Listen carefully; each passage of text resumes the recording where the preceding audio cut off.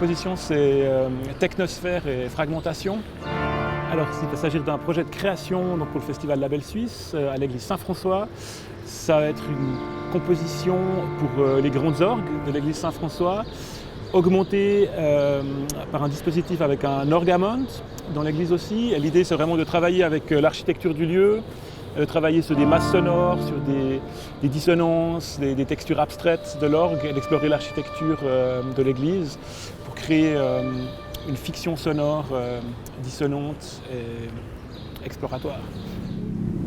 Le deuxième, pardon. Alors là, en fait, c'est ce clavier qui permet de jouer les 5 en même temps. Ouais. Donc, pour Rapidement, un crescendo. Alors moi, je m'appelle Antoine Chessé, je suis un compositeur et artiste sonore.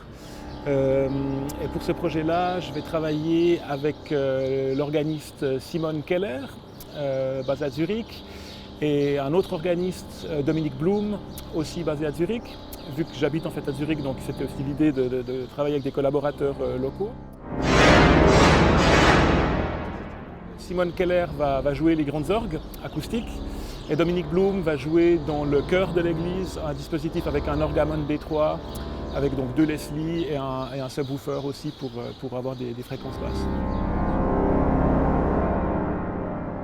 Benjamin Righetti, c'est l'organiste titulaire donc, de l'église Saint-François, qui connaît évidemment très bien l'instrument spécifique, d'une grande aide pour me présenter l'instrument, me montrer des possibilités liées à cet instrument, liées aussi au lieu. Et puis quand on enregistre.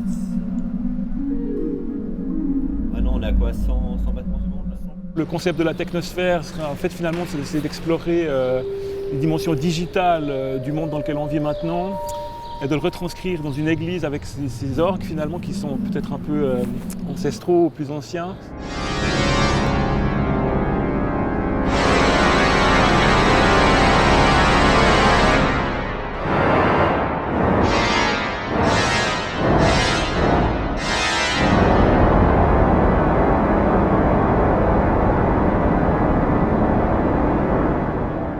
Pour ma part, j'essaie toujours d'écrire de la musique ou de développer des sons, des fictions sonores comme j'aime les appeler, pour des contextes spécifiques, donc aussi pour des gens. Donc c'est pas souvent que pour des instruments, mais vraiment pour des personnalités et pour des contextes spécifiques. Et donc le projet se développe avec des gens de manière collective et sont vraiment souvent pensés en collaboration. Je pense que le travail artistique est toujours comme dans une espèce de work in progress.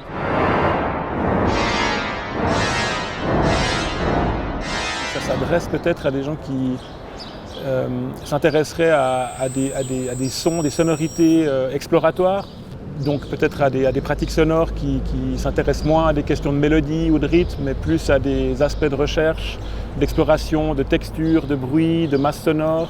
Donc je pense qu'on peut s'attendre du public à une forme de curiosité, à se laisser surprendre par des aspects peut-être exploratoires du son. C'est très important d'avoir aujourd'hui des festivals, des formats ou des structures culturelles qui permettent à des artistes de travailler conséquemment sur des mois, de faire de la recherche sonore, de la recherche artistique et qui débouchent sur des projets de création.